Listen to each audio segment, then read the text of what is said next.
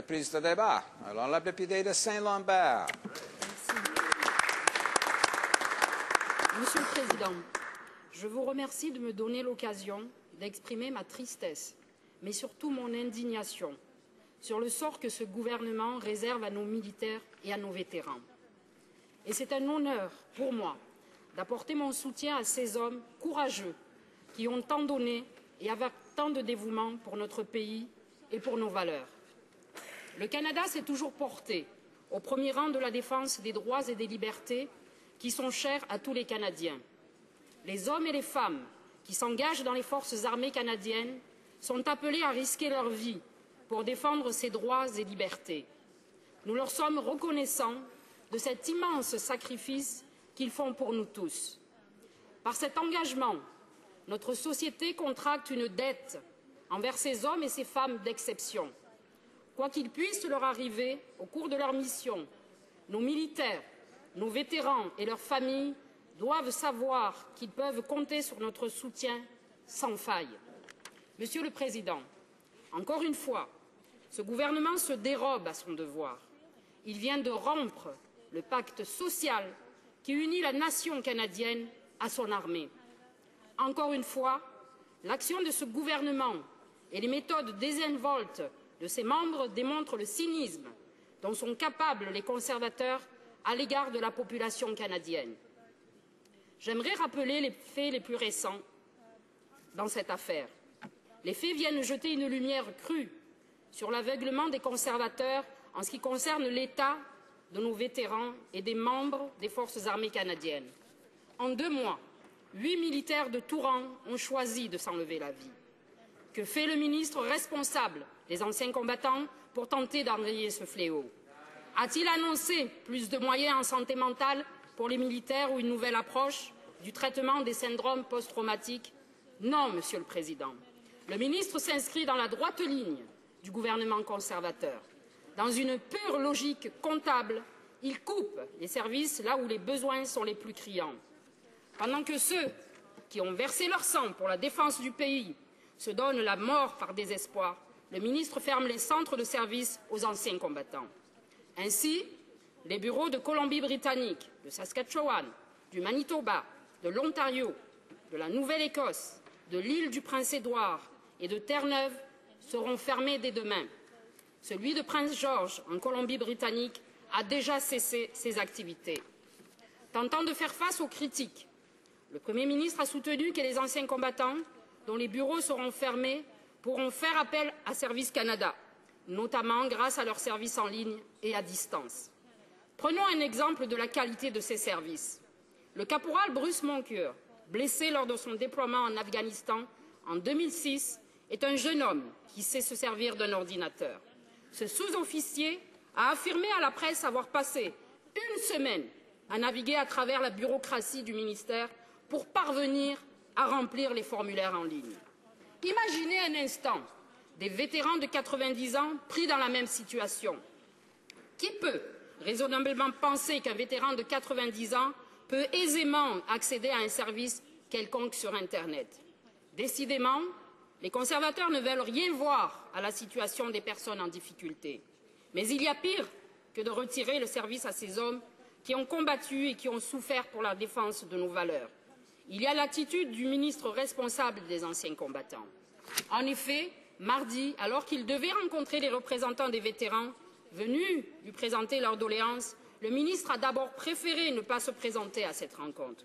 Puis, revenant sur sa décision, il les a reçus pour mieux leur claquer la porte au nez. Les mois ont été vifs, si vifs que dans tout le pays, les associations d'anciens combattants et les membres de la Légion royale canadienne réclament la démission du ministre. Non content de trahir ceux qui l'ont fidèlement servi, le gouvernement, par la voix de l'honorable député d'Edmonton Centre, laisse entendre que ces vétérans, dont certains ont combattu durant la Seconde Guerre mondiale, sont manipulés par les médias et par l'Alliance de la fonction publique du Canada. Nous nageons en plein fantasme. Monsieur le Président, qui peut raisonnablement croire que des soldats qui ont survécu aux plages de Normandie, à la guerre de Corée, à l'intervention en Afghanistan, sont des hommes manipulables? La réalité est que ce gouvernement conduit une politique injuste. Celle-ci consiste à retirer toujours plus aux faibles et aux déshérités. Il applique cette idéologie mécaniquement, sans une once d'humanité. Il ne recule devant rien. J'en veux pour preuve que le ministère des Anciens combattants a osé réclamer 581 $, de pension d'invalidité à la famille de la caporale Léona McEachern. La raison, cet argent a été versé après que celle-ci se soit suicidée le jour de Noël.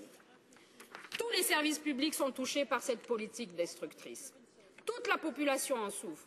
Le mal que vous causez à nos concitoyens sont immenses. Vous ne l'effacerez pas avec de vaines paroles d'excuses. Pour réparer l'injustice qui leur est faite par ce gouvernement, nous devons désormais parler à nos militaires et à nos vétérans le langage qu'ils comprennent, celui des actes et de l'honneur. Nous, députés du NPD, regardons la réalité sereinement, sans a priori. Depuis toujours, le NPD est à l'avant-garde en matière de propositions destinées à améliorer les programmes et les services offerts aux membres, aux retraités et aux familles des forces armées canadiennes. C'est pourquoi, aujourd'hui, le NPD a une réponse simple et concrète à la crise que traversent nos militaires et nos vétérans. En priorité, nous avons le devoir de donner accès à des soins de santé mentale appropriés à tous les militaires, à tous les vétérans et aux familles qui souffrent de syndrome post-traumatique ou liés au stress opérationnel. Pour cela, deux actions s'imposent. Il faut tout d'abord encourager les membres des forces armées qui en ont besoin à avoir recours à cette aide. Nous comprenons la difficulté pour des gens formés à la vie militaire de se résoudre à rechercher une aide extérieure. Cependant, elle existe et elle est efficace. Trop peu de nos militaires y ont recours. Il nous faut les encourager et les soutenir. Toutefois, cette aide connaît encore trop de lacunes matérielles. Pour y remédier et fournir le plus large accès possible, nous devons engager autant de spécialistes en santé mentale que nécessaire. Il n'est pas question de commencer à regarder à la dépense dans ce dossier. Nos militaires risquent leur vie. Ils n'ont pas à quémander pour obtenir de l'aide. La transition vers la vie civile est également une étape cruciale de la vie de nos militaires où nous pouvons intervenir pour les aider. Nous connaissons toutes l'importance d'entrer sur le marché du travail et de se sentir utile. Chaque homme et chaque femme a droit à cette dignité. Nos militaires qui retrouvent la vie civile également. Nous devons donc approfondir les programmes qui existent, tels que le programme de transition vers les métiers de la construction navale. Mais nous devons aussi créer de nouvelles opportunités par le biais d'incitations fédérales à l'embauche des anciens combattants.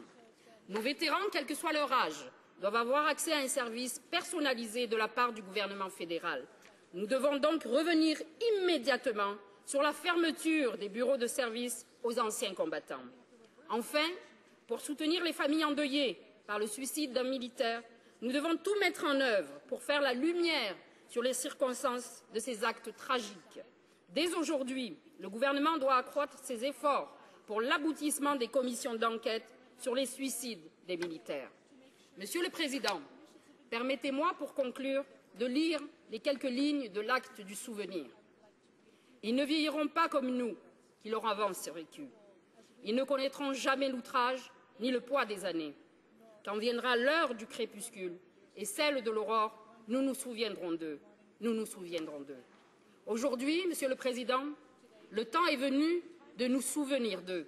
C'est pourquoi j'appelle tous les députés, d'où qu'ils viennent, à soutenir la motion présentée.